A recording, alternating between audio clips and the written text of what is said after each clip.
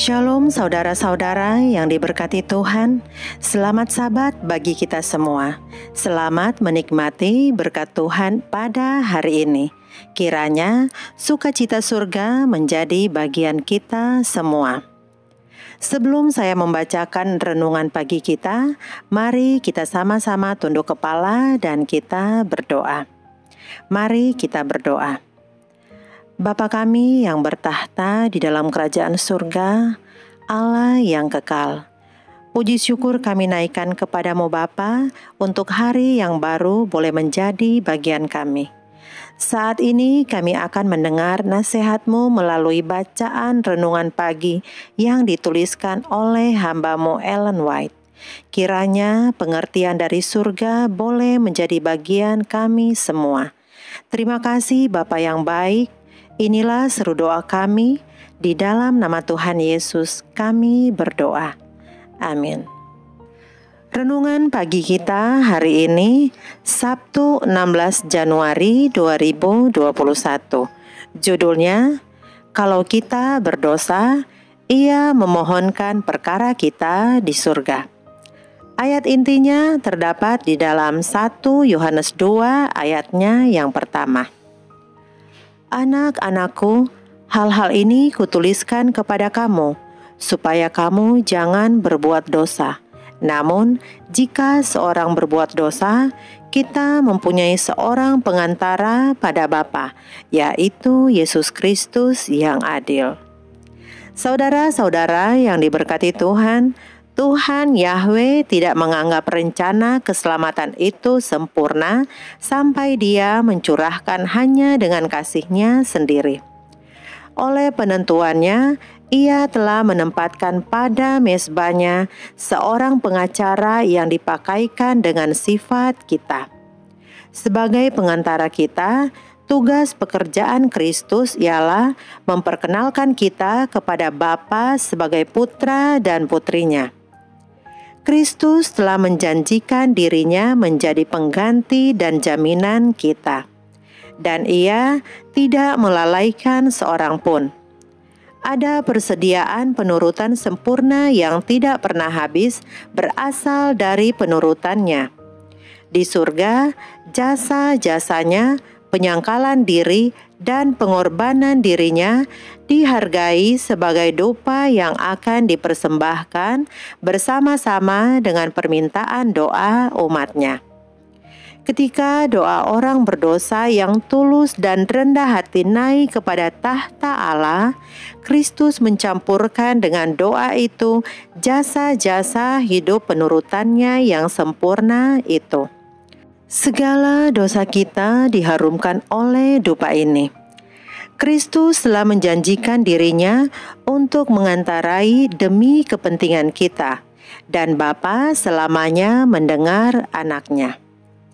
Ini adalah misteri keilahian, bahwa Kristus harus mengambil sifat manusia dan oleh suatu kehidupan yang hina meninggikan manusia dalam derajat moral yang seimbang dengan Allah. Bahwa Ia harus membawa sifat yang diambilnya itu kepada tahta Allah dan di sana menghadapkan anak-anaknya kepada Bapa, supaya kepada mereka dianugerahi suatu kehormatan yang melebihi kehormatan yang dianugerahkan kepada malaikat-malaikat. Inilah keheranan bagi alam semesta semawi, misteri yang ke dalamnya malaikat-malaikat rindu melihat. Inilah kasih yang menghancurkan hati orang berdosa.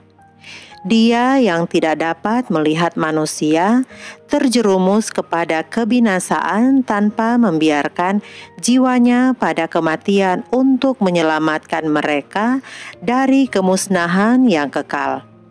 Akan memandang dengan rasa iba dan belas kasihan atas tiap-tiap jiwa yang menyadari bahwa ia tidak dapat menyelamatkan dirinya.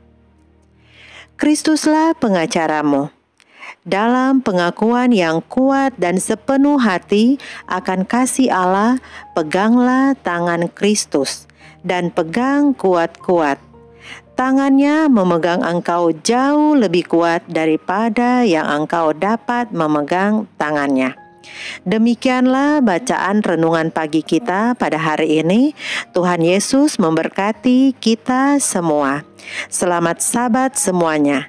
Dan mari kita sama-sama tunduk kepala dan kita berdoa. Bapa kami yang bertahta di dalam kerajaan surga, Bapa yang kami kenal melalui Yesus Kristus Juru Selamat penebus kami.